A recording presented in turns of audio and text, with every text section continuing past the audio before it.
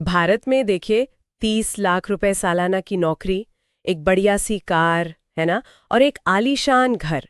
अक्सर हम इन्हीं चीजों को कामयाबी मान लेते हैं। पर क्या ये वाकई में असली वित्तीय आजादी है? आज हम इसी बहुत ही नाजुक पर बहुत गहरे फर्क पर बात करने वाले हैं। अमीर होना और धनवान होने में आखिर क्या अंतर है? हमारे पास एक लेख के कुछ हिस्से हैं जो इस फर्क को ना बड़े दिलचस्प तरीके से समझाते हैं, और हमारी कोशिश यही रहेगी कि हम समझें कि ये अंतर जानना क्यों किसी के लिए भी इतना जरूरी हो सकता है। हाँ, ये बहुत दिलचस्प नुक्ता उठाया आपने, क्योंकि अमीर और धनवान ये शब्द सुनने में काफी मिलते जुलते लगते हैं। पर अगर वित्तीय नजरिए से देखें तो इनके मायने और इनके जो परिणाम हैं वो बहुत अलग हैं। और इस फर्क को समझना वाकई में मतलब किसी की भी आर्थिक स्थिति के लिए बहुत अहम हो सकता है। अमीर कौन है? ये अक्सर एक ऊंची तनख्वाह से जुड़ा होता है ना, मतलब ऐसी कमाई जिससे आप शायद महंगे रेस्टोरेंट में खा सकें, बच्चों को इंटरनेशनल स्कूल भेज सकें, हर साल यूरोप या दुबई घूमने जा सकें। सुनने में तो बड़ा अच्छा लगता है ये सब। हाँ, बिल्कुल आकर्षक तो लगता है, लेकिन इस विश्लेषण में एक तरह की चेतावनी भी है। कई बार क्या होता है कि ऊंची तनख्वाह वाले लोग एक एक तरह के सुनहरे पिंजरे में फंस जाते हैं। बड़ी कमाई है तो फिर बड़े खर्चे भी हैं। घर की ईएमआई, कार की ईएमआई, मतलब मासिक किस्तें, हो सकता है कुछ पर्सनल लोन भी चल रहे हों, क्रेडिट कार्ड के बिल हों। अच्छा। और बचत भी अगर होती है तो कई बार बस नाम के लिए, जैसे कोई एलआईसी पॉलिसी ले ली या कोई एसआईपी शुरू कर दी, बिना ज्यादा सोचे समझे। ओहो, तो मतलब ये हुआ कि बाहर से तो वो बहुत कामयाब दिखते हैं, पर अंदर से शायद उतना सुरक्षित महसूस नहीं करते।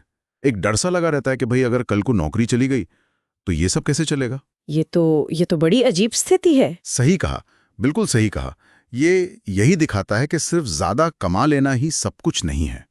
अब देखिए, इसके बिल्कुल उलट लेख धनवान व्यक्ति की एक एकदम अलग तस्वीर दिखाता है। जरूरी नहीं है कि वो बाहरी चमक दमक पर बहुत जोर दें। हो सकता है उनके पास वो सबसे महंगी जर्मन कार ना हो या डिजाइनर कपड़े ना हो। तो फिर उनकी पहचान क्या है? लेख किस चीज पर फोकस करता है? उनका जो मुख्य ध्यान होता है वो होता है संपत्ति बनाने पर, एसेट्स बनाने पर और उसके मालिक होने पर। संपत्ति मतलब ऐसी चीजें जो या तो समय के साथ मूल्य में बढ़ें या फिर आपको नियमित आय दें। जैसे मान लीजिए किराए पर दी हुई कोई प्रॉपर्टी है, या म्यूचुअल फंड्स हैं, इक्विटी शेयर्स हैं किसी कंपनी के, खेती की जमीन हो सकती है, या फिर सॉवरेन गोल्ड बॉन्ड्स। अच्छा, तो मतलब सिर्फ नौकरी से पैसा कमाना नहीं, बल्कि ऐसे सिस्टम बनाना, ऐसे जरिए बनाना जिनसे पैसा तब भी आता रहे जब आप सीधे काम न कर रहे हो। वो जिसे पैसिव इनकम कहते हैं, निष्क्रिय आय। बिल्कुल, बिल्कुल। लेख यही कहता है कि धन का असली मतलब सिर्फ बहुत सारा पैसा होना नहीं है, बल्कि वो आज़ादी है, वो स्वतंत्रता है, जो आपको बिना किसी आर्थिक डर के अपनी शर्तों पर जीने की हिम्मत देती है और जरूरत पड़ने पर ना कहने की क्षमता देती है। हाँ, ये बहुत बड़ी बात है। तो यहाँ फर्क एकदम साफ है। एक तरफ है ऊंची आमदनी जो आई और चली गई, खर्च हो गई। दूसरी तरफ है ऐसी संपत्ति जो लगातार आमदनी पैदा कर रही है। विश्लेषण इसी बात पर जोर देता है कि असली सुरक्षा जो है वो इसी संपत्ति बनाने में है। और ये सिर्फ पैसे संभालने का तरीका नहीं है, ये तो मतलब सोचने के ढंग का भी फर्क है ना। हमें समाज में अक्सर यही सिखाया जाता है कि अच्छी तनख्वाह लाओ, बड़ा पद हासिल करो, शानदार लाइफस्टाइल जियो। पर वो जो समय की आज़ादी है, टाइम फ्रीडम जिसे कहते हैं, उसके बारे में तो कोई बात ही नहीं करता। हाँ, और ये बहुत ही अहम बात है। लेख में एक बड़ी दिलचस्प तुलना भी की गई है कि हो सकता है 25,000 रुपए की मासिक निष्क्रिय आय, मतलब पैसिव इनकम, उस 3 लाख रुपए महीने की तनख्वाह से ज्यादा शक्तिशाली हो, जो तनख्वाह महीने की 5 तारीख तक ही जरूरी खर्चों में खत्म हो जाती है। एक आपको शायद आराम दे, लेकिन दूसरा आपको नियंत्रण देता है, असली कंट्रोल। वाह, ये तो सोचने का पूरा नजरिया ही बदल देने वाली बात है।